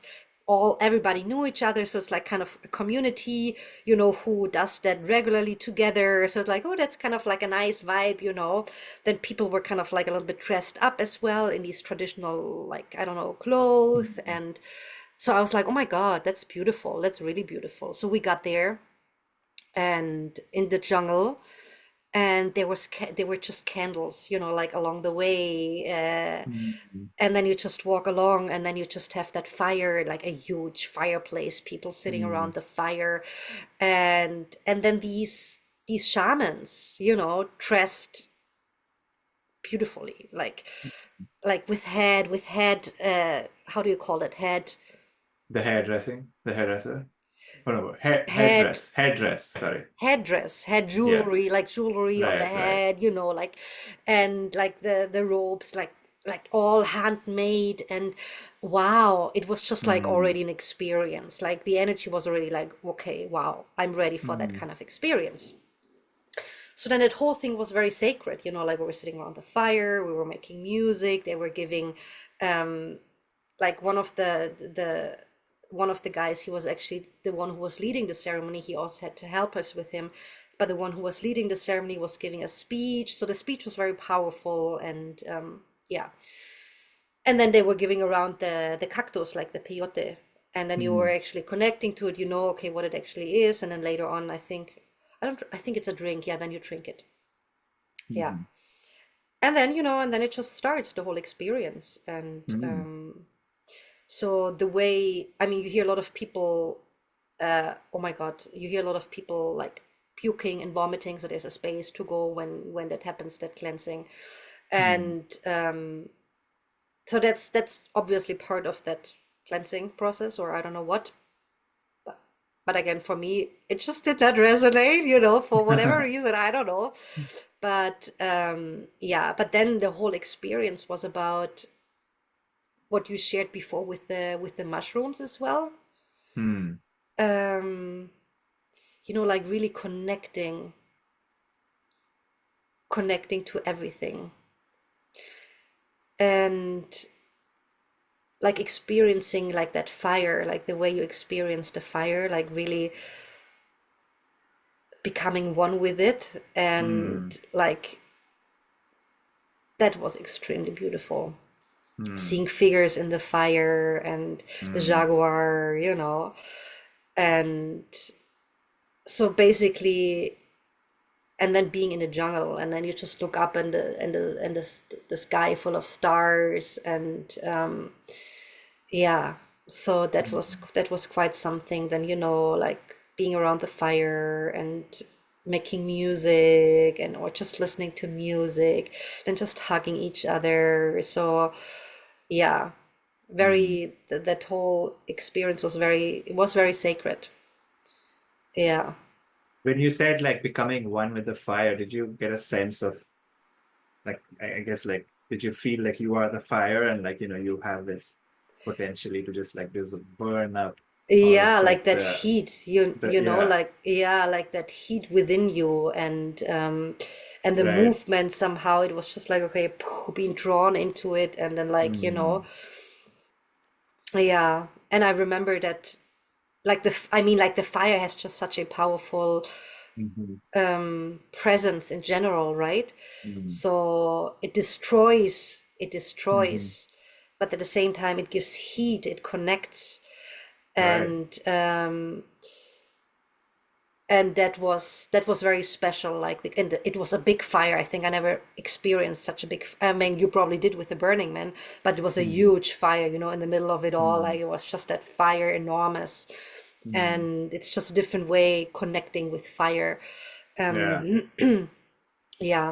And then also, in the morning, waking up, I think I fell asleep at one point, and then waking Mm. up, and then, like, like the mystical, like the darkness still a little bit, like the stars, like the sun Mm. coming out, like the light, like just experiencing that very, very differently. But then Mm. again, I don't know if I would not have been in that, Like how having would you have drunk that, experienced them if I you were would have sober? probably experienced it also very profoundly because it was just very, very magical. Right. So yeah. How would you say, like, priority how did it influence in the way you looked at the world after, So before you, and after the experience? so that's the thing. I feel like the belief that I had from the beginning, or the belief that I had for a long time, it's something that you can create, a state that you can create within yourself. So that belief was kind Yeah. of like reaffirmed all the time, through Mm. teachers, through the guy that told me, okay, it's just like when I'm taking like substances, it was just like confirmed. So I feel like that Mm. was kind of like the experience that I went in there. That was the curiosity. Is there something else for me to experience, or what is it? That was basically the intention of it, like what else is there for me to Right. be experienced. And I feel like the impact it had, what I said before, it was the compassion that I experienced, but it was not because of the experience itself. I mean, the experience itself, it was magical, especially in the Mm. jungle. It was just like, wow, that whole setup. But Mm. again, if it would have been without that drink, without that plant medicine, I know it would have been very powerful and profound as well, because it was just Mm. magic. Mm. But then I feel like that whole setup around, again, what I said, like my first experience with the cigarettes, with the space that was very weird, that had an impact. You know what I mean? Which I could not see, like what kind of impact, because I was like, that is kind of weird, like, that I experienced it like that. And then the second time again, because then what happened the second time, it was like, when we got there with the marijuana, I was like, what is she Mm. doing here? Like, if you do that, like, then do it, but not like, you don't need to be high and then go there, you know. Mm. So that's kind of like the judgment, the idea that I had about it. Mm. And I feel, of course, I feel like there is a difference between, okay, knowing what I want, knowing that this kind of experience is not what I want. Like when I'm doing it, I want it to be sacred. I Mm. don't need to combine these two things. I don't need a substance on top of a substance. Right. So, but what I recognize for me, and this is actually the impact it had, the judgment towards Mm. the people doing it that way. You know what I So, mean? so like allowing them to be themselves and like do Allowing whatever. them to be themselves. Yeah. But there Yeah. was big time judgment, and it was Mm. something, of course, beyond that. So that external substance, like the cigarettes or um the marijuana. And then the best part, so then the ceremony was over, on Mm. the, like, in the jungle, like the peyote ceremony. And then what happened was, they started to drink beer. They started to have like a celebration. It was somebody's birthday. I told you, it was like this community of people who know each other. And then it just Yeah. had beers. And I'm Huh. like, am I in the wrong fucking movie right now, or what the heck is going on here? So for me, that did not match at all, you know It's like funny that have it happened again after the exactly, experience. exactly, exactly, exactly. Yeah. So that has been the big impact. Right. And what did they want? And the fun part, I mean, the the irony of the, how do you call it in English, the irony of the universe, I don't know, there's a Mhm. saying we have in Germany, something like that. So then what happened, I was stuck there. I could not leave because it was in the Mm. middle of nowhere, and I just could not get away from it. And Mm. I did not want to be there at all. I just wanted my sacred time. I just wanted time by myself. I just wanted to integrate that experience. Right. And I was in there, stuck in people drinking beer, and I don't like people drinking beer. I don't like being in there at all. And then all of a sudden I was right in there after that experience, and I could just not let go of that, of me wanting to be somewhere else right now. So Yeah. that was like, like a very you know, looking back at it in that moment, I was like, I want to go now. I want to go.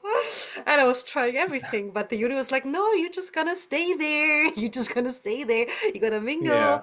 and you're just gonna, yeah. Yeah. But then the interesting part, like the compassion that I have been talking about, that like the impact it had later on, like I could not see it for a long time.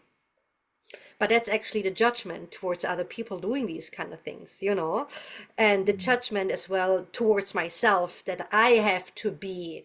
For example, I haven't, I don't know, I don't feel for a long time I haven't felt called to drink alcohol. So then when people are drinking alcohol, it's like, but you don't need that. You don't need that Mm. to be blissed out or to Mm. be elevated, like it's just like you don't need that. So then, Yeah. like, not letting them do whatever they want to do, it's like, wait, you don't need that. So I don't know if I can make myself clear right now, but it was more about that, okay, let them Yeah. do whatever they want to do, wherever they are, let them do Yeah. that. You don't need to choose that and just stay, yeah, stay in your heart, stay in love, let them do whatever they want to do. And I think the judgment that you described, I think aptly puts it, which is, we judge other people, but I think the same lens in which we judge other people, we kind of judge it's a ourselves judge, too in this in the same of way, course, right? Like, of and so like course, I yeah, think the resistance there is this like, oh, I just don't like something. In this case, it just happens to be yeah, somebody drinking beer, but like I just don't like something, yeah, and then I am judging. I completely, just want to get away from that feeling. Uh, yeah. yeah, that's really cool, really awesome that you E- got to experience that. yeah, and Yeah. yeah, and I mean, I was able to, I mean, the way I recognize the judgment within me, it's also like I feel with the substances or with the or with plant medicine, it's just like, you take it and then you have that effect or that experience, however that experience looks like. And I feel like there was like a little bit of that coming up as well, like I have been sitting there, for years and years and years, meditating for hours and stuff like that, and then you just take it, and then everything is just like, the way so that was also like a little bit, coming up. It's like, okay, Like can envy or jealousy or something? no, no, not envy, not jealousy. It was more like towards myself, like why don't I choose like an easier path? Oh, I Which, see. like, I don't know Mm. if it's easier, I haven't gone that Yeah. path. I mean, it's also Yeah. like a lot involved with like stuff coming up, you're working through. But I feel like what I experienced there, and again, like that's just like some examples I told you at the beginning about Yeah. about Gabo Mate and also Alberto Villoldo, who have been working a lot with people in the jungle, who have been working a lot with the tribes, who have been, yeah, and then who also have been working with their clients in that way.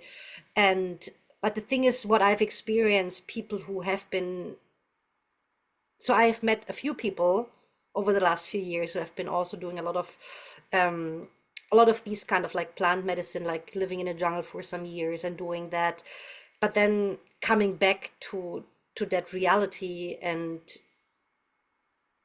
yeah, kind of Yeah. like, struggling.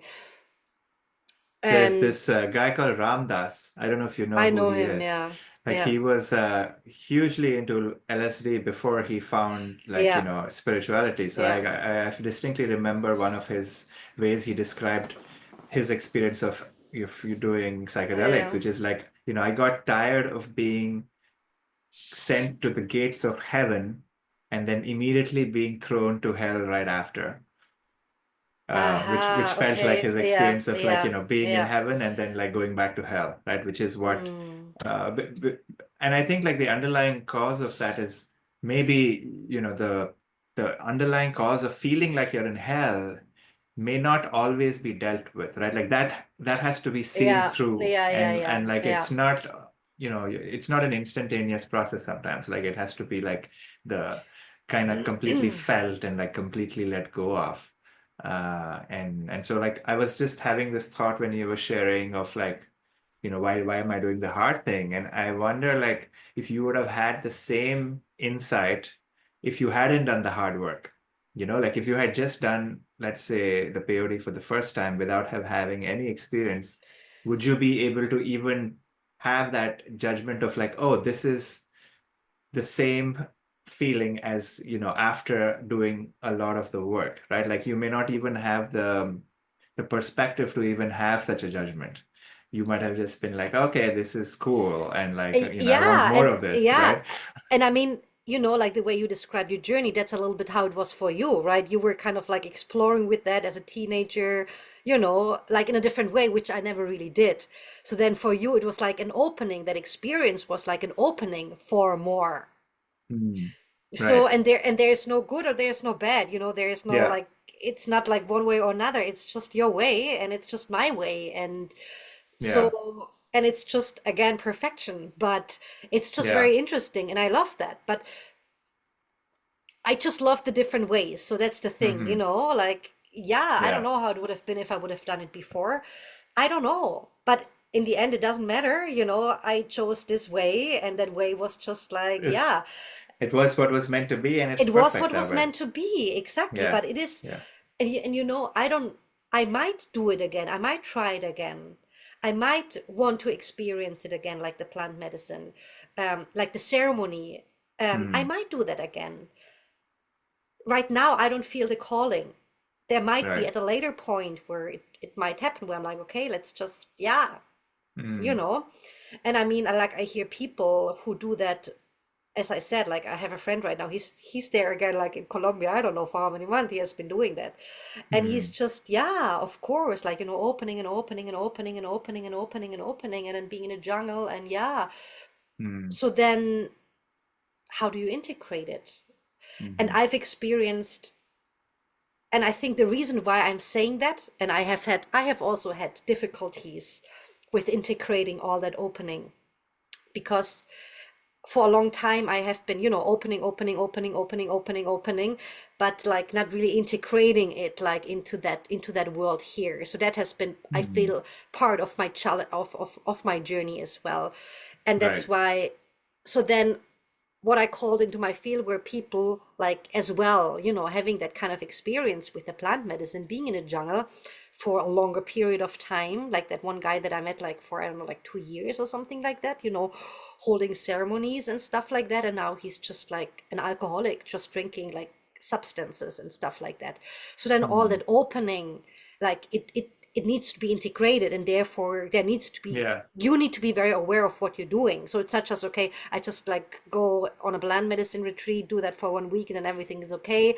Or I just Hmm. do that and go now to the jungle, do it for a few months, and then, oh, I'm whoop whoop, healed up and blissed out. No, like the real work begins after, right? Like all of our problems are in the world, right? When we Yeah, engage with the world, it's a yeah, reflection of yeah, what is really in here.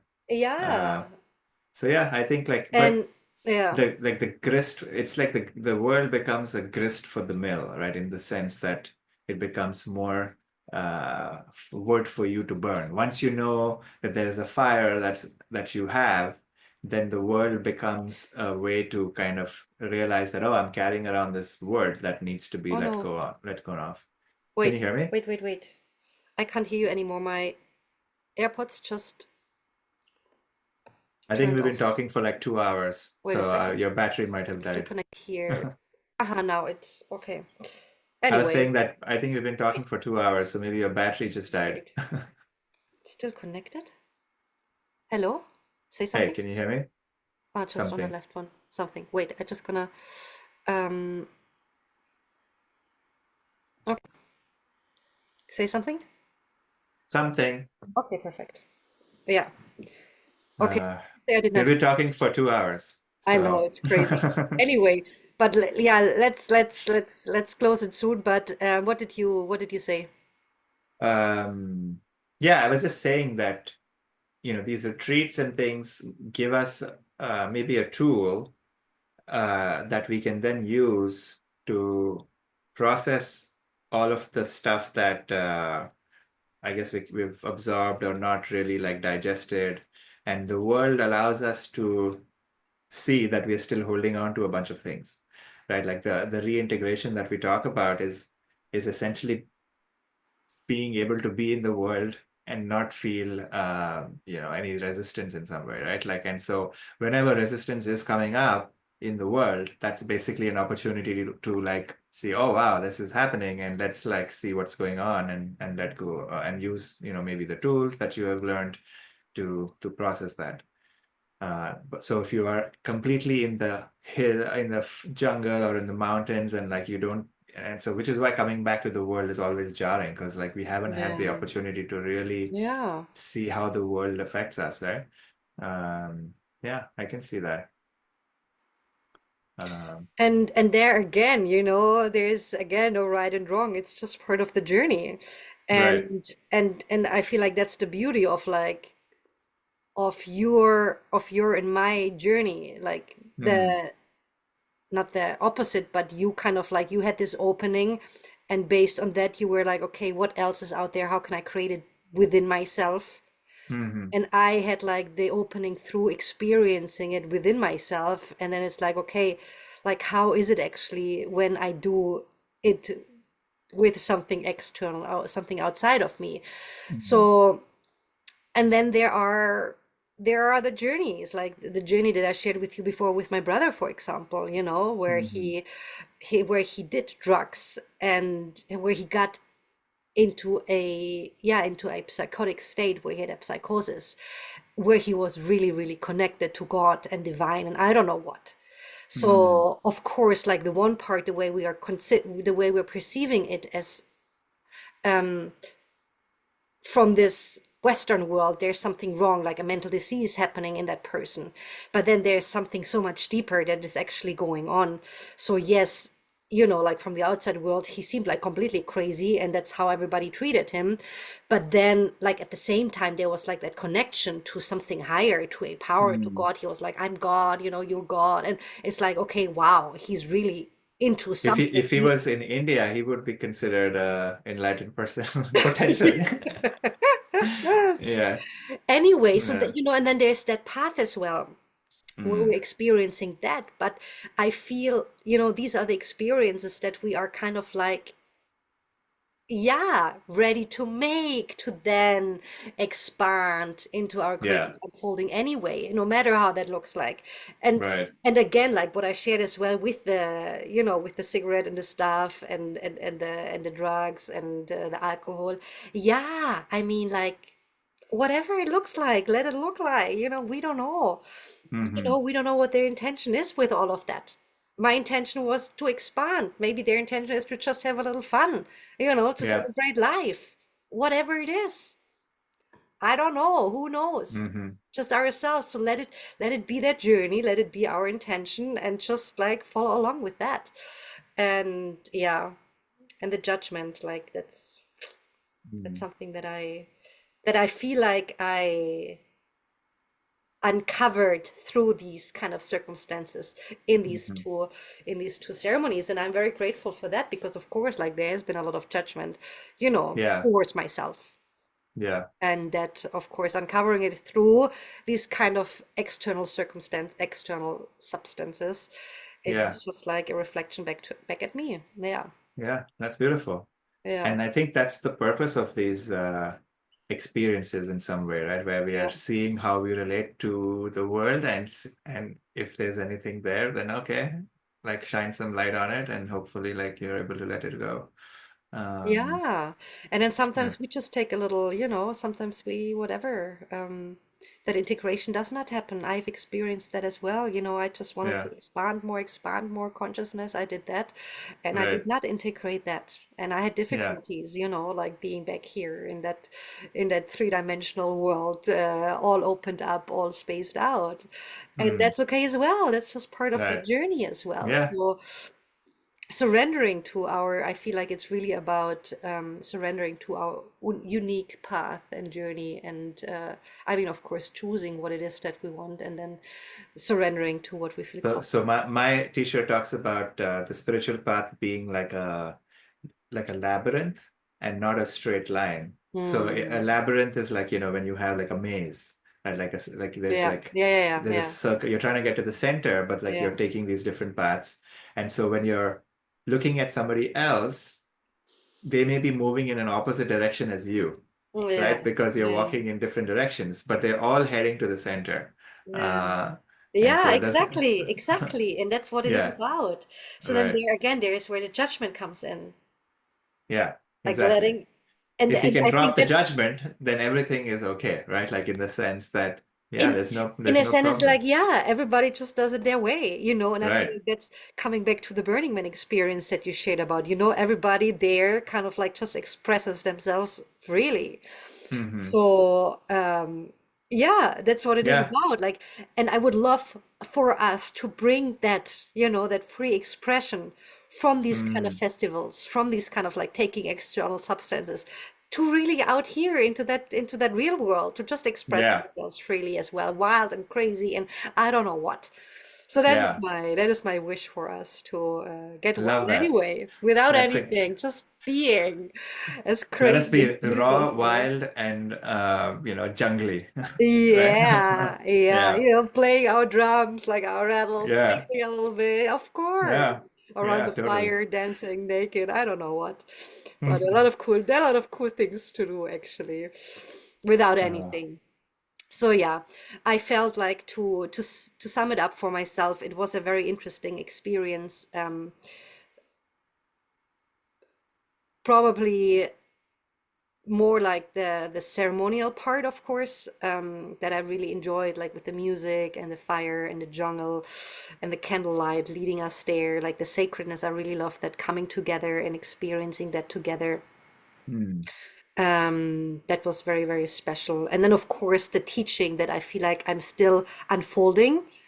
Yeah. I'm still understanding it. I don't know if I have understood it or integrated it fully, but what I got is like, okay, it's the judgment, and that judgment that Hmm. actually transitioned into compassion, and that compassion.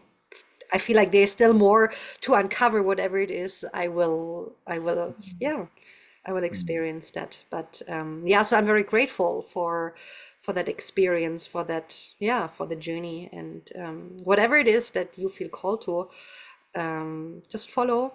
Don't force anything. Just follow, and you know what's right for you. And yeah, that's my message. That's my final Beau- message. Beautiful. Love it. What about you? Okay, so ending thoughts. I would say, psychedelics are powerful, not to be taken lightly. Uh, Mm, they are uh, like I'm thinking of like a rocket. They are a rocket which can take you in any like take you fast in any direction. And so it can be unpredictable, but mm, I would say, hope you take it if you do decide to do it and explore, like you're in a more stable place uh while you want to explore, rather than like you're in an unpredictable place, because if you're not feeling safe and you're doing it, I don't know what could happen, right? Like you could have a bad trip, and like the possibility of this being something positive can go down. um but yeah, if you respect it and start it out with like some sort of a positive intention, it can be fun, it can be something that you can learn from. At the same time, don't believe the reality it paints. Like it's just another, dream that looks really cool, but it is just another dream, right? And so uh, it has a nature of it being very cool and attractive. And I hope it's just a stepping stone and not the end of the exploration. yeah. Yeah, yeah. Let's really. I really want to headline that. Is it something that you say headline that?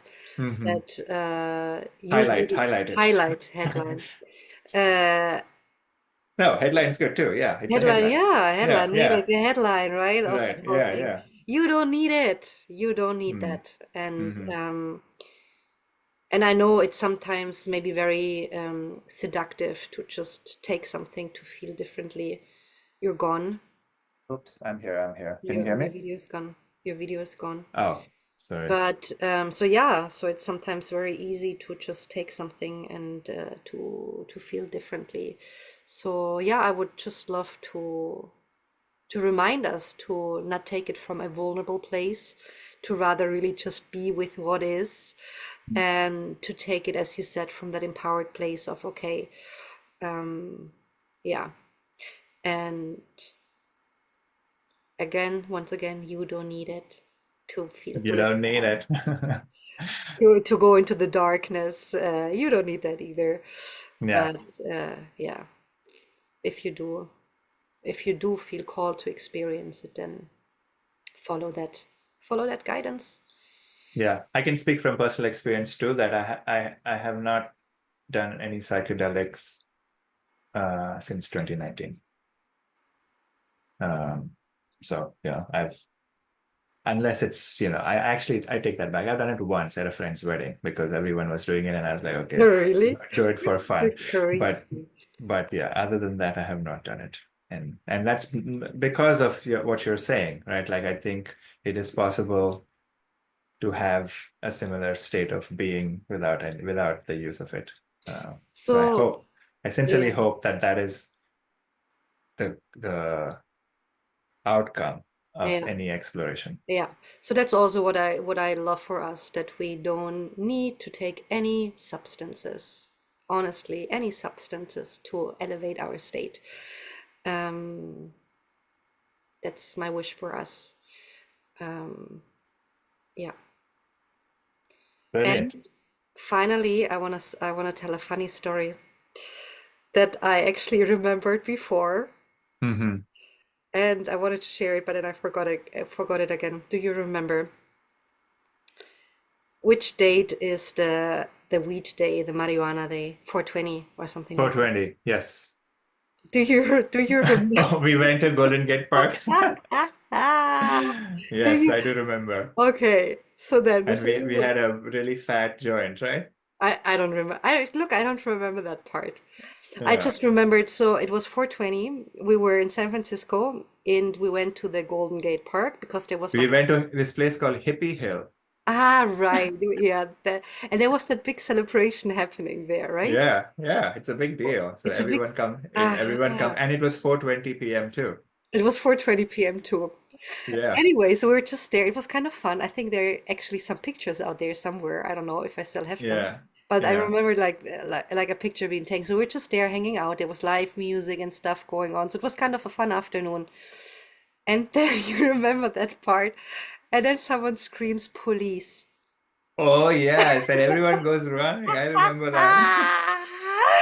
Then it was like, I don't know, there were hundred thousands of people probably there, and then Yeah, somebody screams police and everybody like a little high or like a lot high, I don't know, just starts running. And that big crowd of people just run. And then I yeah, don't remember what happened after, but yeah. I think it was a prank, maybe. I it, don't it know. was a prank. Yeah, it was a Yeah, prank. yeah, It was yeah, a prank. yeah, But like that yeah. feeling of like, everybody getting up and The running. terror, yeah. I think the group energy of like Yeah. just like, Yeah. oh my God. Yeah, that was really cool. That was a Yeah, fun so evening. yeah. Oh, So with ah, the with this fun memory, I'm gonna end the call. Thank you all so much right. for all of Thank, that. If you're yeah. still with us, I hope you enjoyed it.